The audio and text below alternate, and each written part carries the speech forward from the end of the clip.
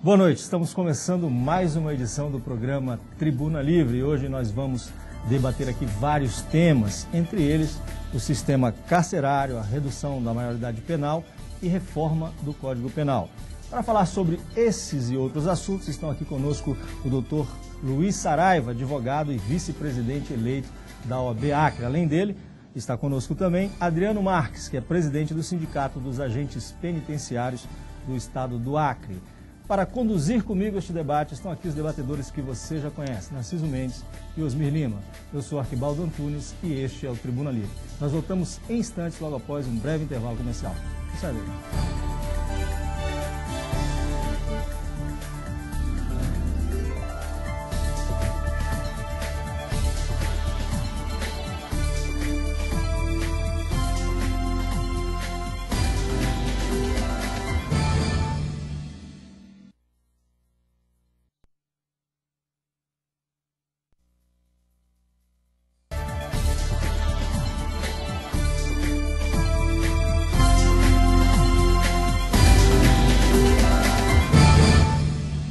Estamos de volta para o primeiro bloco do programa Tribuna Livre, que vai debater hoje aqui a redução da maioridade penal, a reforma do Código Penal e o sistema carcerário do país e do Acre, além de outros assuntos. Para falar sobre esses temas, estão aqui conosco Adriano Marques, que é presidente do Sindicato dos Agentes Penitenciários do Estado, e o doutor Luiz Saraiva, que é advogado e vice-presidente da OAB Acre. Boa noite, doutor Luiz Saraiva.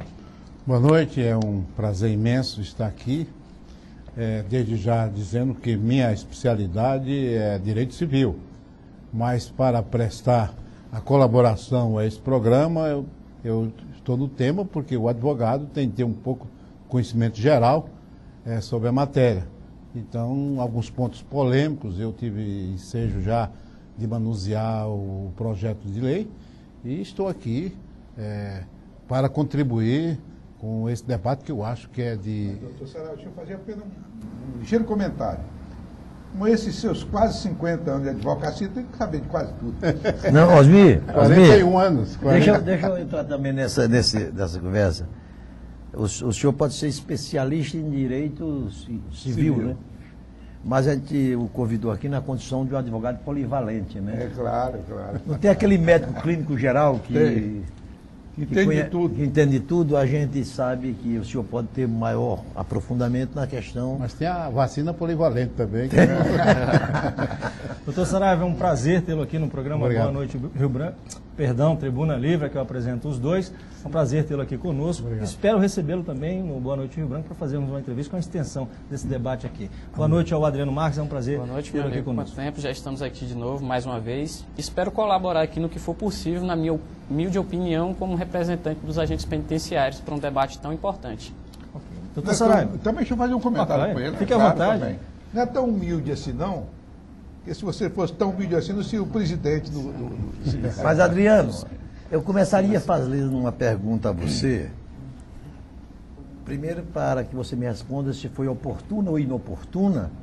E na hipótese de julgar oportuna e inoportuna, você fazer uma análise da frase última proferida pelo ministro da Justiça, José Eduardo Cardoso, quando ele disse que preferia morrer a ser condenado a cumprir uma pena na penitenciária brasileira. O que é que o senhor acha disso? Na verdade, a frase do ministro, ela transmite a realidade do sistema penitenciário brasileiro. Então é preferível morrer mesmo. Porque a nível de Brasil existem verdadeiras masmorras. Celas que têm capacidade individual têm 7 presos, 10 presos, até 12. Então, essa superlotação, as péssimas condições de estrutura, para uma pessoa que ela não é acostumada no ambiente penitenciário, muitas vezes ela pode realmente preferir a morte. Agora, aproveitando, depois eu vou para ti, inicialmente você aqui faz as primeiras perguntas. Eu estenderia essa questão do sistema carcerário brasileiro ao doutor Luiz Saraiva. No novo código está sendo previsto que o juiz passe a usar mais as penas alternativas. Porque o grupo que elaborou o anteprojeto que está sendo debatido no Senado, teve um procurador que usou a seguinte expressão, procurador da República: que o cárcere, a prisão, é como um antibiótico. Não pode ser usado de mais nem de menos.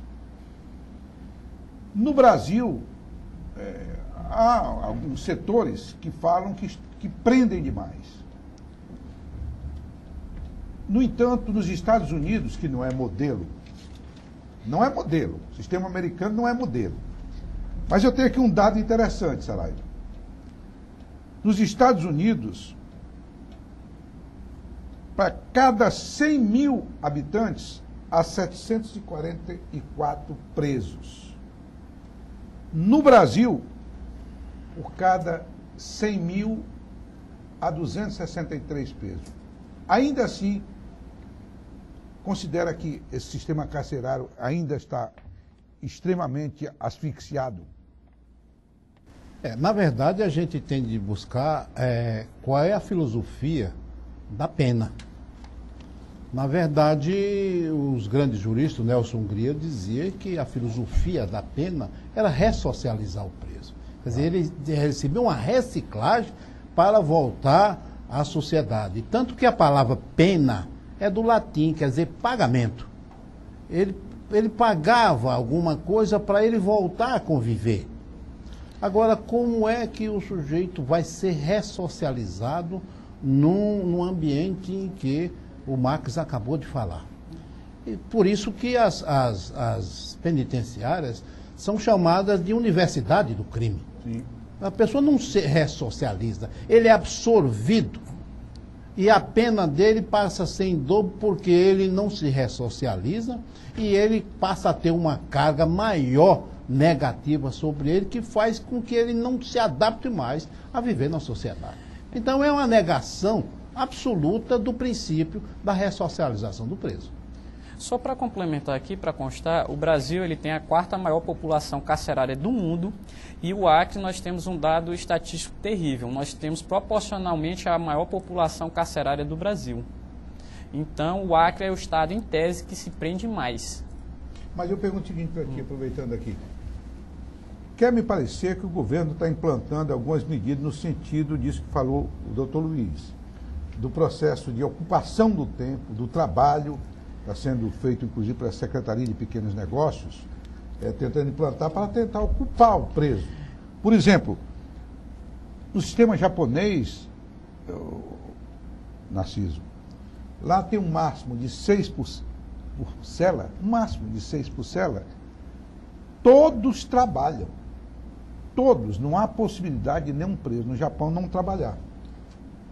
Aqui já é algo facultativo e também existem pessoas até que queriam trabalhar, só que não tem vagas. Exemplo, o presídio hoje, ele não tem assim uma funcionalidade para auto se sustentar. A alimentação, por exemplo, é o valor mais gasto no estado, em torno de 21 milhões só na licitação de alimentos anual do presídio. Quanto custa um preso? Em média, 4 salários mínimos. Por mês? Por mês. Esses dados são do Ministério da Justiça. Agora eles não fazem horta, não tem horta lá? Não, existe assim, só que é algo que não dá sustentabilidade. Por exemplo, necessita de mais parcerias com empresas para qualificar esses presos, dar cursos profissionalizantes, criar uma política de reinserção, porque às vezes uma pessoa comete uma burrada, ela tem uma profissão. Só que pelo aquele histórico do nada consta, assim, às vezes o empreendedor, o empresário, ele não dá oportunidade para ela. Então tem que dar alguma forma de incentivo para os empresários para empregarem essas pessoas, para dar oportunidade. Ô Adriano, o nosso Código Penal tem não sei se é especificamente o Código Penal, mas na legislação está previsto o indulto natalino. Se eu estiver enganado, o doutor Luiz Saraiva me corrige. É uma das formas que se tem do preso sair momentaneamente do presídio. Eu pergunto, os senhores do sindicato, os agentes penitenciários, são a favor do indulto natalino? E os senhores acham que os critérios utilizados para que se receba esse benefício, eles são justos? Olha, atualmente assim, da forma de vista geral, a população em si, o sindicato, tem uma visão contra, por causa dos critérios. Mas essa possibilidade de uma pessoa que está encarcerada visitar um familiar, com certeza, é uma questão até de justiça. Agora, os critérios têm que ser mais rigorosos. Justiça ou de humanidade? É de humanidade, até porque você tem uma privação ali. Tanto o agente penitenciário como o preso, eles... Você fala, Adriano, do critério. O critério ele tem que ter cumprido parte da pena. Não é só isso, que assim, doutor? essa comissão de... Boa conduta. Só que a comissão de classificação, ela tem que ter, assim, critérios mais rigorosos do ponto de vista para analisar quem realmente é um criminoso e aquela pessoa que, sempre eu uso assim um português claro, que fez uma burrada. Por quê? Muitas vezes tem um preso que ele preenche os requisitos, mas no caso ele não teria assim a moralidade para receber esse benefício. Mas, doutor Luiz... Mas tem diferencial o Esse... induto natalino Sim. Das saídas temporárias. Pois é, mas o induto natalino, os critérios que ele está colocando, no seu ponto de vista, eles são critérios razoáveis? São. A lei especificou bem isso aí.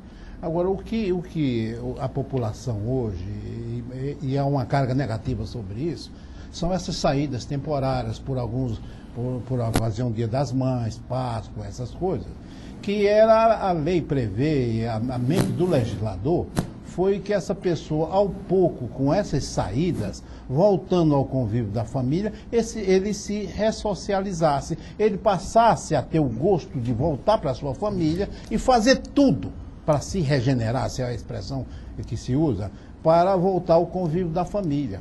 Só que, por exemplo, detupou-se esse sentido pedagógico da volta à família, porque, segundo estatísticas policiais, é o período que há um aumento de criminalidade, de assaltos e tudo. Quer dizer, é uma pena que se misture. Até a própria pessoa que é beneficiada não apreende essa filosofia. Então está faltando realmente ao presídio implantar essa filosofia de levar o preso essa ideia de que essa volta ao convívio da família e da sociedade é para ele se adaptando ao pouco, ao voltar, e não para a prática de novos crimes. Doutor Saraiva, a gravidade do crime incorre na negação de uma saída dessa temporária, do induto natalino? Não. A gravidade hoje se fala muito em repercussão da opinião pública, o clamor público. Hoje se fala muito isso nos tribunais, embora alguns juízes, alguns desembargadores não falem, mas a justiça hoje é muito pressionada pelo clamor público. O que é lamentável. Nós teríamos que ser mais técnicos, atentar ao espírito da lei e não ao clamor público, porque às vezes o clamor público pode ser fabricado. Claro. Pode ser fabricado. Até pela opinião publicada. Publicado. Então, veja bem, o que se pretende é que não importa o crime que a pessoa praticou, importa que ele volte o mais rápido possível ao convívio da sociedade. Essa é a filosofia que o legislador quis impor ao meio jurídico.